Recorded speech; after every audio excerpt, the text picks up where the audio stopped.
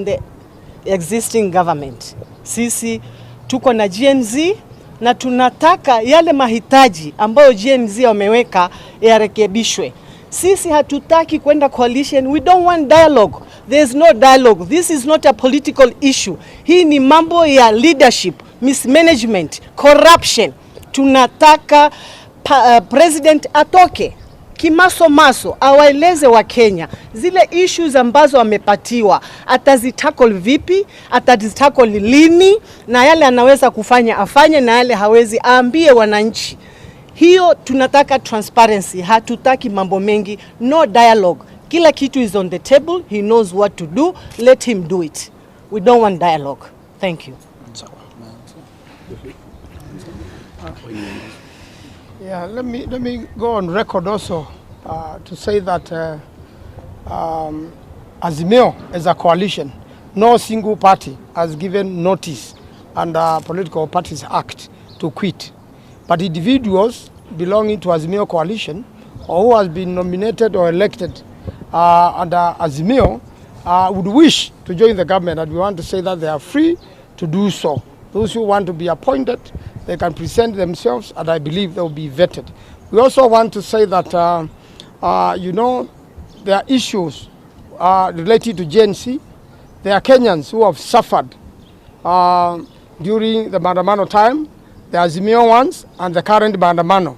People have died. Even some have not yet been buried. In Makueni, we have a total of 10 who have died in this Maandamano business. And we are saying there must be justice. Justice has to be served to these families. There is a young man of 12 years who died. The family needs to see justice. All police officers who killed people are known. The police officer who killed Rex is known. We need to see them prosecuted. And that will give justice to Kenyans, will show fairness. But the government has not even addressed that particular issue of those people who have died and whose people's properties have been destroyed. So we want to see justice served to Kenyans who are injured, those who are in the hospital. There is an act of parliament called Victims Compensation Act, which was brought to the House by Millie Odhiambo. It has a Victims Compensation Fund. These victims deserve, you know, to see justice. They deserve to be compensated. They deserve to be taken to hospital. And therefore, without addressing that, it is difficult to address another matter when Kenyans are suffering. The man of the moment is Stephen Kalonzo Musyoka, and I really do sympathize with political careers that are built around Raila Odinga. The cabinet as now constituted is pure calculus for President Ruto's re-election bid and completely out of touch or not really addressing the sticky governance issues that occasioned the moment. I am convinced that President Ruto's style of leadership, as President Ruto has continued to be inconsistent, because I want to believe that the dissolution of the cabinet and the reconstitution, factors that were at reconstitution, were fully not responsive to the occasion of the moment. And I understand that 2 years after Kenya Kwanza formed government, that government had collapsed. Cabinet secretaries were fighting each other. The government had not been able even to pay to send the disbursement to schools and to the counties. The pending bills were really in the country, and there was a problem. I am convinced the William Ruto's government collapsed some time back. And so the pendulum, or rather the pivotal moment when the Gen Z rose to ask President the pertinent question, became an important, gave him the opportunity maybe to try to save face. I want you to look at me directly. there's something I want to tell you that I'm fully convinced. I've been talking even to senior members of this channel. You can disagree with me on this, but I can tell you that Raila Odinga's deal with William Ruto was not related to the Gen Z protests. I may be wrong on this, but I tend to see that Raila had gotten into handshake with William Ruto way back and probably has been part of the government. The snitching that has been going around immediately around this story of Gen Z, around this story of broad-based government, is something that is questionable. In fact, how William Ruto coined a broad-based government as a solution to Gen Z is not adding up. And in fact, Raila and Ruto just hijacked the Gen Z protest crisis to come out and effect something that they had been working out on. And so, just like I've seen handshakes, Raila have had a handshake in 1997, 2007, 2018, and now I've had another one. But I understand this should not be used as a weapon, or rather a tool, to put closure and to suppress bad governance in this country. And the crusade must continue. If the Gen Z protest is part of the tool, then we must accept that it should not be used to suppress the watchdog. There's some half-truths I would want to say. I will say them without fear of contradiction. For those who may be watching, I've not pulled the full list. John Mbadi, who had said he doesn't want the country to talk about social justice, is the new Treasury CS, if approved. Salim Vuria, trade, taking over from Rebecca Miano. Tourism is been handed over to Rebecca Salim Vuria is trade, energy, Wandai, mining, Hassan Joho, the former lands minister, sports, Kipchumba Murkomen, labor, Alfred Mutua, cooperatives, Wycliffe Oparanya, and public service, Muturi, and Stella Langat Gender. There is something that President Ruto wanted to achieve, some feel-good effect. And because I am still insisting that Ruto deal with Raila, they know what that their deal is all about. It should not be used, and someone should not take a microphone and say that you guys should stop talking about bad governance because so-and-so is now in government.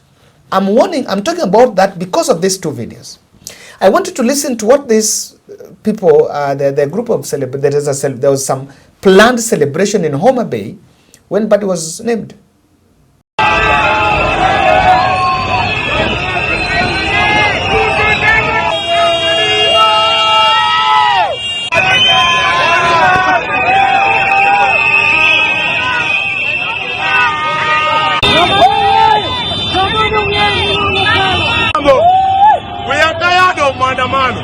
As from now, we are happy. Lakini ulikuwa tunataka tumepata. Sisi kama vijana wa sahii, na tumekuwa na nafuu, tuko na furaha, tumefurahi sisi wote. Hawa wote ni vijana. Wamefurahi juu chenye walikuwa nataka wamepata. Na vijana wote! Vijana wote! Sisi kama wanajensi wa Homa Bay tunashukuru sana Raila Amolo Odinga kwa sababu yale ambayo amefanya. Leo hii tunaona ile matunda. Tuko na John Mbadi Ng'ong'o. Sisi tunasema ya kwamba sasa tunatangaza tu amani, amani na amani.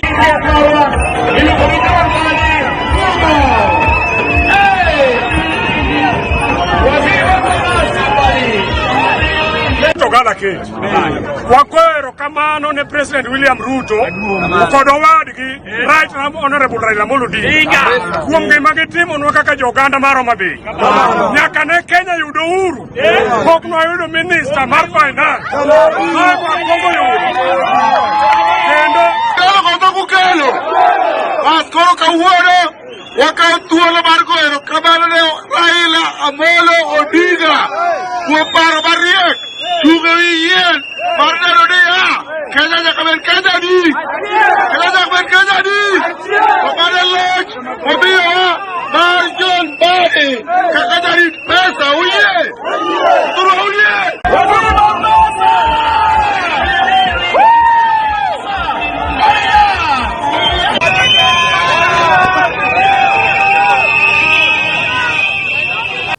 They're talking about sisi kama majenzi wa Homa Bay hatutaki protest.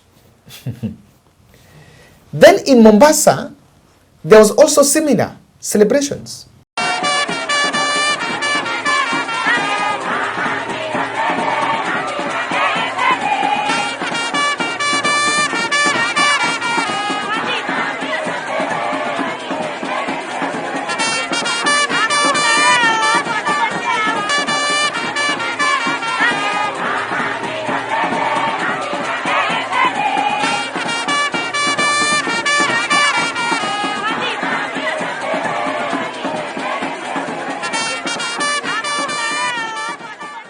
Mimi kwa majina ni Mheshimiwa Sylvester Kai ambaye nimechaguliwa kwa chama ya UDA.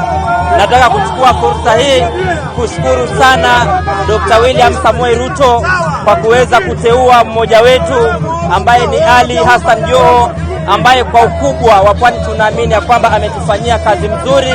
Lakini pia sisi kama bunge la Mombasa kwa sasa hivi tunafurahi ya kwamba tunaweza kufanyia kazi wana Mombasa tukiwa wamoja pasi na mirengo ya vyama, kwa sababu tunawakilisha Wakenya wa makabila yote na tabaka zote mbalimbali. Sisi wa Pwani tumezingirwa na bahari na shamba letu ni bahari. Kwa hiyo tunamshukuru na tunamwombea Hassan Joho aweze kufanya kazi yake, kwa sababu tunajua ni mchapakazi. Na pia tunamshukuru Joho kwa usimamo wake wa chama cha ODM. Kwa hiyo Ruto, sisi tuko pamoja na wewe kama wa Pwani, muache Joho afanye kazi, abadilishe Pwani. Mimi kama jamii tunaishi na walemavu hapa Mombasa, tumefurahia sana kupata fursa hii kuweza kujiwakilisha kikamilifu, kuonyesha furaha yetu ambayo tumepata kama wakazi wa Pwani. Tunashukuru sana Waziri Ali Hassan Joho kupata wizara, na ni mtu ambaye amekuwa gavana hapa Mombasa, amekuwa kijali kila aina ya kategori ya watu, na tuna imani kwamba katika hiyo nafasi ambayo amepata ya blue economy, tuna imani kwamba vijana na kila mmoja watapata nafasi. Maandamano tutaki, hatusoma tukwambia kabisa, Mombasa tutaki tena maandamano. Hapa ni Joho, tutafute madini. I love you Joho! In these two celebrations you've had, the rallying call, the discussion there is, we don't want the protest. Now, because it is time to tell each other the truth, we must say the truth and not half truths. Raila Odinga has taken ODM to government. So we are yet to see whether, we are going to see how that will translate to development in Luo Nyanza. And I've seen people arguing that that will take development to Luo Nyanza. I'm really waiting to see, because Uhuru Kenyatta had a handshake with Raila, and some huge projects were started there, including a water project in Game, some roads, and the project in Kisumu. And there were quite some other absorptions. It did not take a cabinet slot. The outgoing cabinet had Eliud Owalo, and as I said, there was no single project that you can attribute that, oh, we had Owalo in government, so we brought it. Even we had PS for Interior, Raymond Omolo. So we are yet to see that. But this is the half-truth. John Mbadi, Opiyo Wandayi Hassan Joho or Paranya have been in protests, and they have come to government, they have been sneaked in government to government through a protest. These protests, ODM had been leading the protest for the last 10 years. So young people have been killed, and there have been social justice. The Gen Zs are saying that we are sad that we didn't go to the street to be killed so that people join government. That's not a problem probably.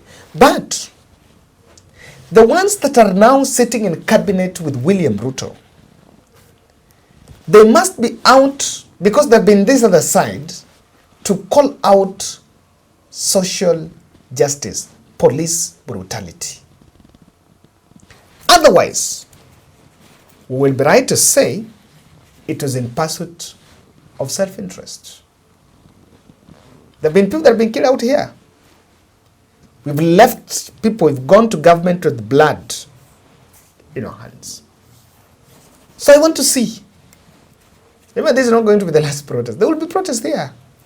And we've seen people, last year 75 died. This year more than 50. And that had been the trend. I agree with Mbadi when he said, okay, we need to change the way we do our politics. Perhaps right. But let's see that if that is in it. The second truth is this. The first narrative, or Raila trip to Dubai after skipping State House, it was all leaked by The Nation. Number two, Raila met Uhuru Kenyatta in State House in Dubai, and Uhuru is drawing Raila away from Ruto. All that slander campaign on Uhuru Kenyatta must stop. Hapo tusidanganyane. Tuambieni ukweli. The deal between Ruto and Raila is very secret between the two of them.